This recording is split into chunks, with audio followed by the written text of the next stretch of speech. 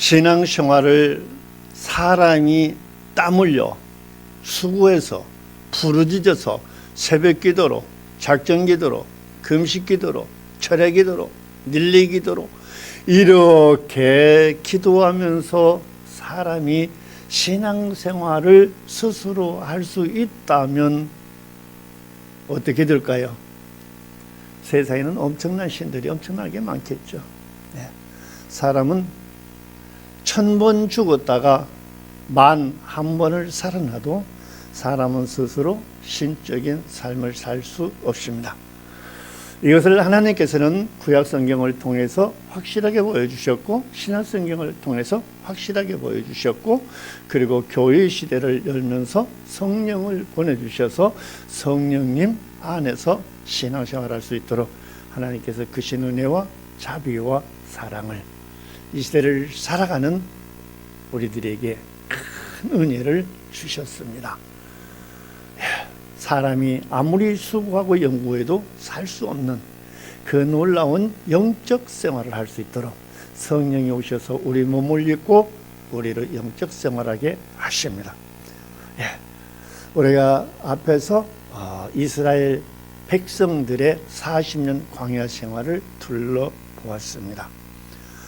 그들은 불과 한 달 정도면 넉넉히 자고 놀면서 목적지에 도달할 수 있는 그 길을 40년이라는 긴 세월 동안 그렇게 갈 수밖에 없었던 것은 사람들이 자기를 버리지 못했기 때문에 그렇습니다. 그들은 지금도 여전히 이 시대를 살아가는 사람들 속에 그들의 속성이 흘러내리고 있기 때문에 여전히 비판, 판단, 정죄하는 이거 아시죠? 이게 입술과 혀를 통해서 뱀처럼 그렇게 비판, 판단, 정죄하고 있습니다. 또 나보다 좁게 나은 사람이 있으면 그를 전갈처럼 우겨 쌓아 버리고, 그래서 그들은 항상 권고하죠.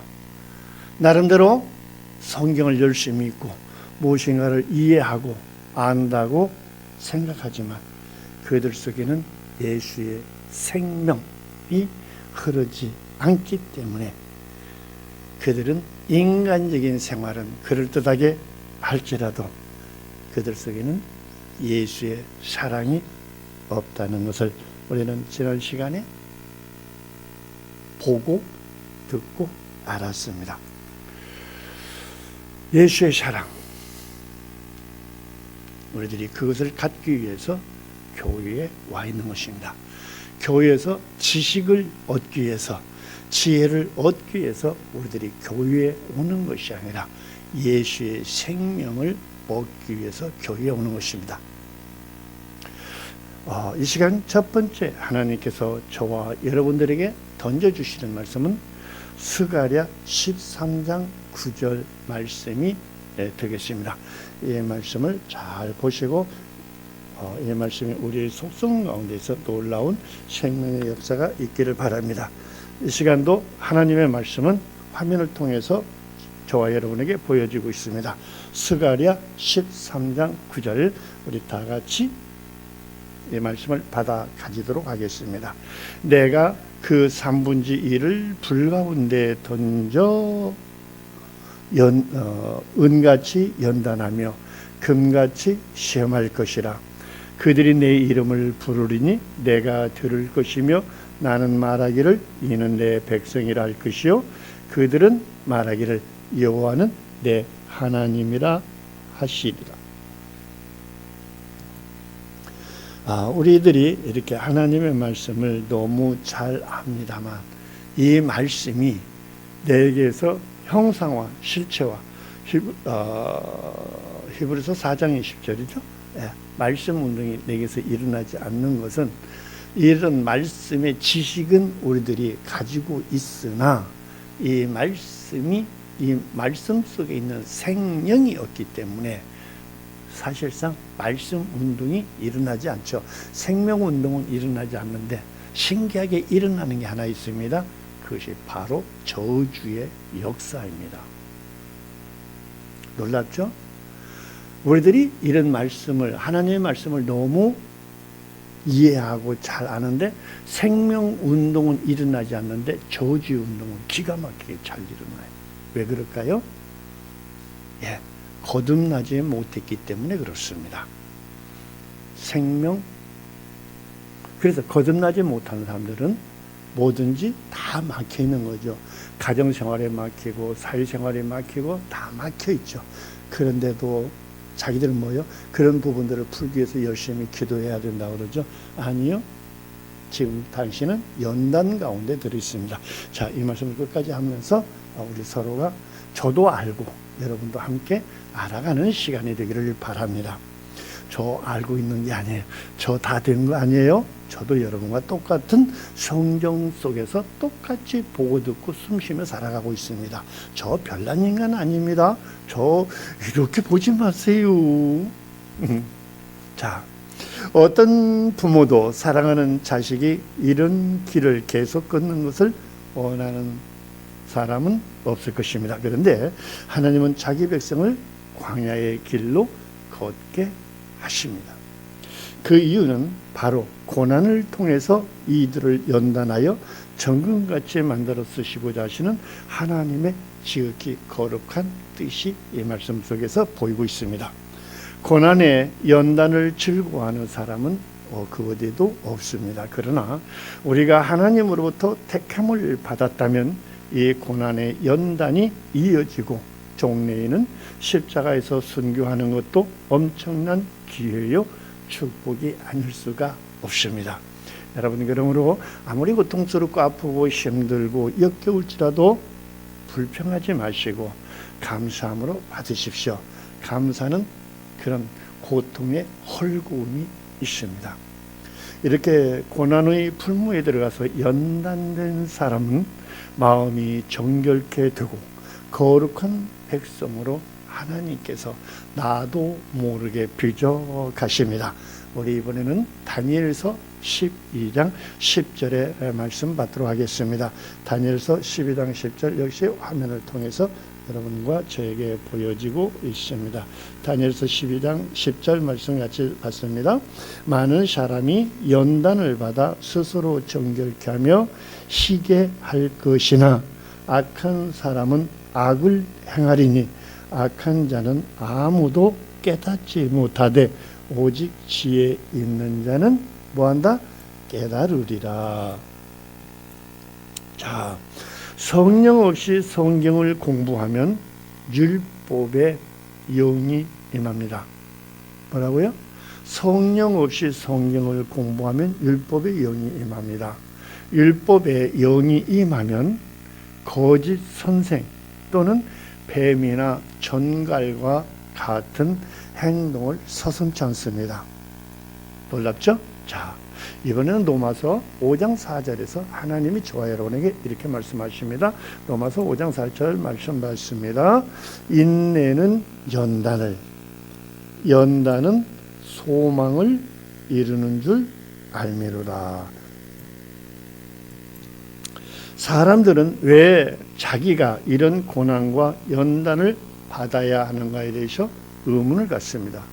이렇게 힘든 연단의 과정이라면 누구든지 받고 싶은 사람은 없습니다. 오히려 연단이 두렵게도 느껴지죠.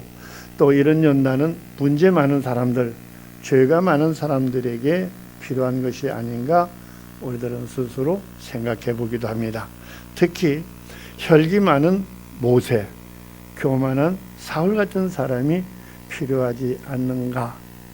그래서 나 같은 온순한 사람은 상관이 없다라고 생각하기 일쑤이죠. 그러나 하나님의 길을 가는 백성들은 하나님의 연단의 의미를 잘 알아야 감사할 수 있게 됩니다.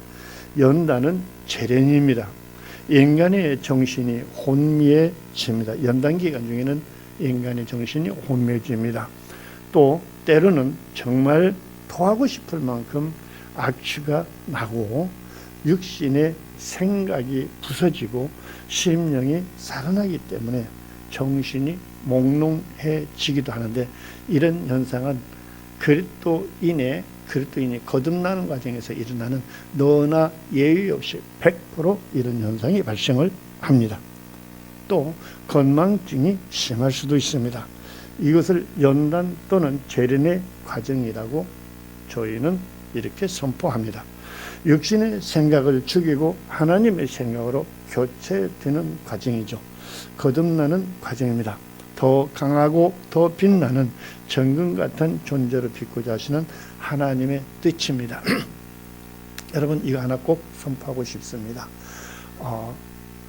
연단되는 과정에 있어서 육의 사람의 생각이 어느 정도 벗겨지고 영의 사람으로 이제 입혀지는 순간에는 속에서 분노, 미움, 원망, 불평, 그리고 보아서는 안 볼 것이 보여지고 생각에서는 안 될 것이 생각이 나가지고 거부, 반항 이런 현상이 나가지고 뛰쳐나가는 경우가 있는데요. 이것은 굉장히 위험한 겁니다.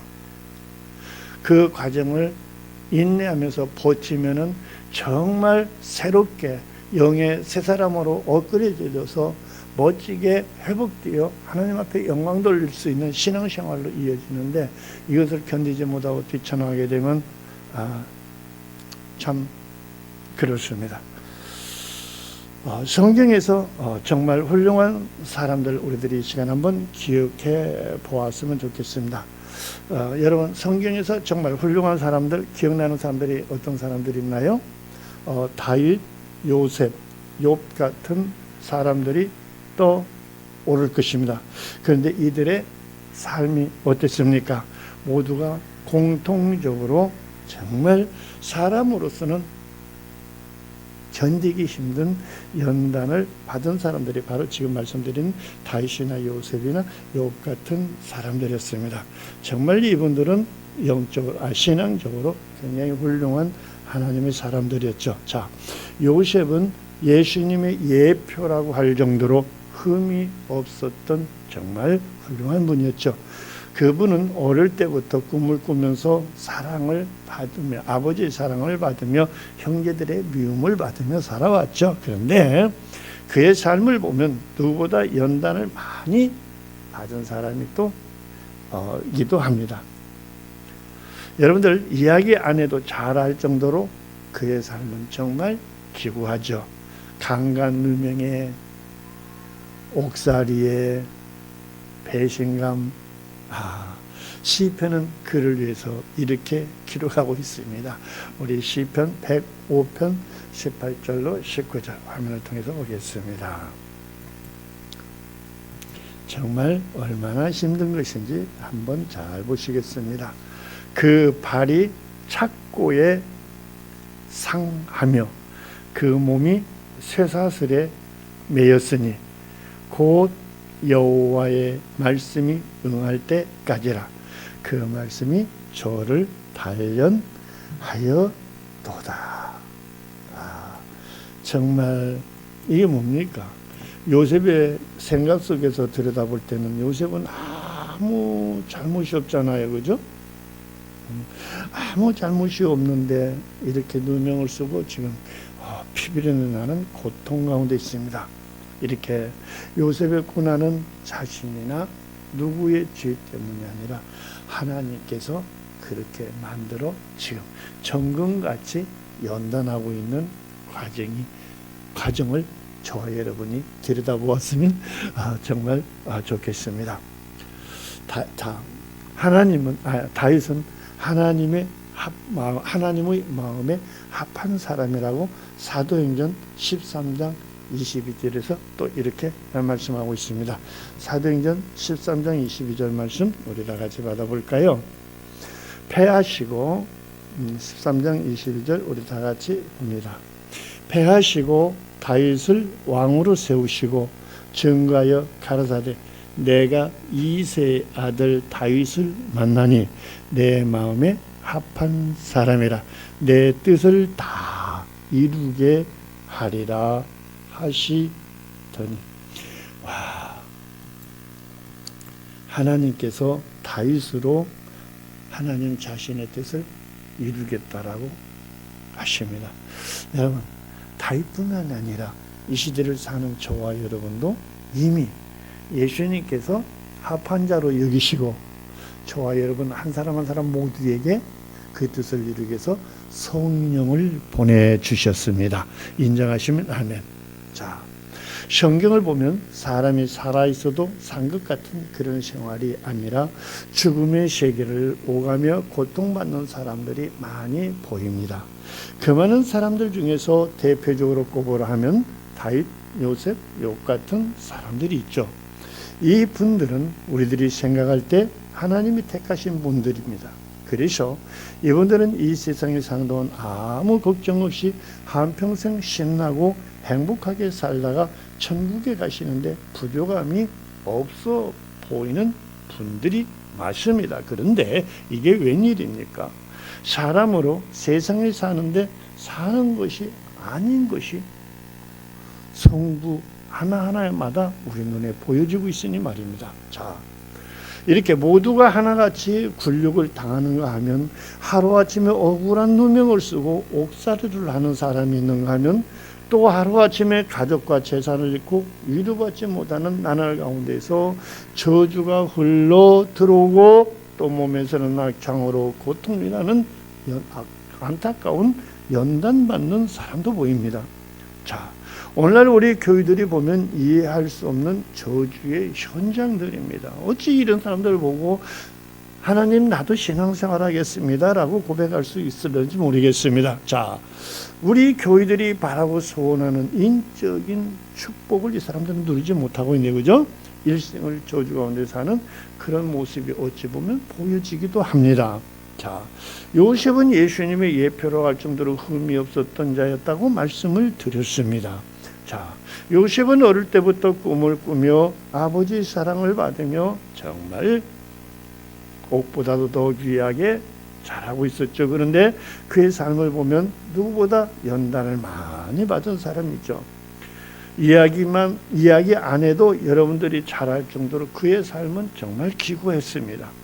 노예로 연명하면서 강간 미수 누명을 쓰고 착고에 채워 옥살이하면서 얼마나 여러분 억울했겠습니까? 우울증이 얼마나 심했는지 성경은 기록하고 있지 않네요. 자, 시편은 그에 대해서 이렇게 말하고 있습니다. 시편 105편 18절로 19절 말씀 우리 다시 한번 보도록 하겠습니다. 시편 105편 18절로 19절 다시 한번 보도록 하겠습니다. 그 발에 착고에 상하며 그 몸이 쇠사슬에 매였으니 곧 여호와의 말씀이 응할 때까지라. 그 말씀이 저를 뭐했다? 단련하였도다. 요셉의 연단은 인간적 생각으로 억울하여 분통이 터지고 저주를 흘러보낼 수 있는 그런 가운데서도 그는 이 생활에만큼 분을 품거나 원망하거나 저주를 흘러보내는 기사가 보이지 않네요. 그렇습니다. 억울할지라도 분노하거나 원망하거나 저주하는 모습이 우리들 속에서도 요셉처럼 없어야 하겠습니다. 여기에 한마디 더 한다면 정말 하기 어려운 한마디의 신앙 고백인데요. 그것은 뭐냐면 예수님, 이런 일이 내게 있음을 감사합니다. 나는 이 고백이면 정말 우리들의 고난, 고통, 아픔은 많이 헐거워지고 단축될 것입니다. 뭐라고 했다고요? 예수님, 이런 일이 내게 있음을 감사합니다. 자, 이 고백의 연단에 불을 끄는 소방청소 같은 역할이 바로 이런 고백이었습니다. 특히 우리 예수 신앙에서는 감사를 잃어버리는 그 순간부터 70여 가지의 주의성이 춤을 추며 노래하며 우리들 속에 들어온다는 사실을 꼭 기억해 주셨으면 좋겠습니다. 그리고 이런 연단의 고난이나 고통은 요셉처럼 하나님에게서 오는 것도 있고 또 죄 때문에 들어오는 고달픔, 괴로운, 아픈 연단도 있습니다. 저 같은 경우에는 죄의 연단 그리고 사역자로서의 부르심 속에서 이 깨닫지 못하고 고난과 고통의 몽해를 벗어버리기 위해서 70여 년을 착고에 채워진 줄을 모르고 살면서 그 올무라는 착고에서 벗어나기 위해 몸부림치며 노년기를 맞았습니다. 21세기 교회가 가르치는 행복이라는 축복은 그 어디에서도 보이지 않고 눈을 감으나 눈을 뜨나 잠을 자나 운전을 하거나 일을 할 때 그림자들이 나타나 괴롭히고 사람 같지도 않는 사람들로부터 온갖 굴욕과 모욕을 당하면서 피하기 위해 에레미야처럼 산과들을 돌아다니며 부르짖고 운전하며 부르짖는 그런 생활을 십수년을 해왔습니다. 결과는 악화될 뿐 회복은 되지 않았습니다. 그런데 신기한 것은 좌절이나 낙심이 되지 않고 오히려 나는 이런 기도를 했습니다. 예수님, 이제 내 남은 인생 나처럼 힘들어하고 고통받는 사람들을 위해 살겠습니다라는 고백의 기도를 그냥 길을 걸으면서 한마디 했습니다.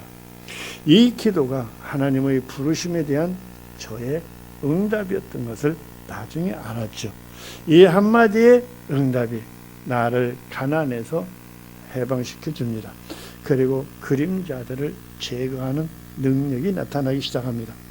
내가 왜 이런 말 하는지 여러분 혹시 눈치채셨습니까? 그렇습니다.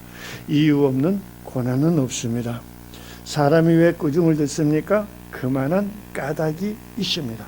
그래서 여러분들이 막무가내로 고집스럽게 기도하지 말고 여쭙는 기도를 하라고 여러분들에게 항상 말씀드리는 것입니다. 내가 이 사실을 알았더라면 70여 년을 가장 행복하고 자유하게 누리며 살아왔을 것입니다.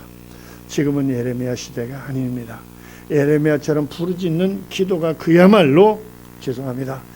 여러분, 사람은 가르쳐서 되는 것이 아닙니다. 사람은 하나님의 말씀을 떠나 살 수도 없고 역이용할 수도 없는 유일무이한 진리입니다. 계단을 내려오기는 쉬워도 올라가기는 힘듭니다. 급류에 떠내려고 하는 사람은 쉬워도 급류를 헤엄쳐 역류하여 올라오는 것은 불가능하죠. 그렇습니다. 우리들이 진짜로 성령 안에 있는 그리스도인들이라면 고생할 일이 없지만 성령 밖에 있기 때문에 역류하려 하니까 말도 안 되는 작정 기도를 하는가 하면 금식 기도를 하는 등 심각한 위험을 초래하는 종교 놀이들을 하는 것입니다. 다음 시간에 이 말씀이 이어집니다. 다음 시간을 여러분 꼭 기대해 주시길 바라면서 오늘 이 시간 여기서 마치도록 하겠습니다.